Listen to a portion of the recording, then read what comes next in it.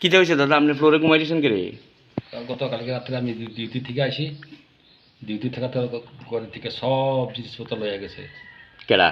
কবিতা ত্রিপুরা, কবিতা দিগুলো কীটা হয় আপনি? আমার মিসেস আপনার বউ? বউ তুই আপনি ঘরে কি বিছনা টিছনা সব লয়ে গেছে গা? বিছানা টিছানা সব লয়ে গেছে, আর কিছু নাই আমার কাছে। এখন গাড়িতে নিজে নিজে হয়ে যাবে, আমি বিপদ পড়ে গেছি।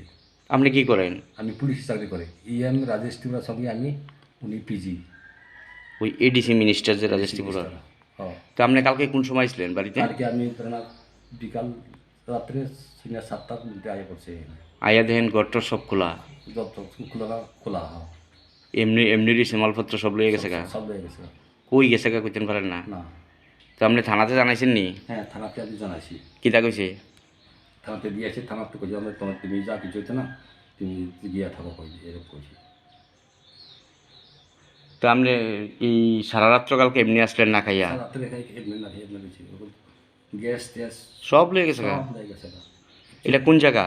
এটা হলো এই কুশালপাড়া পাথালিয়া, জম্পুইজলা ব্লক। চম্বিজলা ব্লক। তো আপনি বিশ্রামগঞ্জ থানাতে জানাইছেন? জানাইছি। আপনার নাম কিটা? আমার নাম কমল ত্রিপুরা, আপনি পুলিশ কর্মী? পুলিশ কর্মী।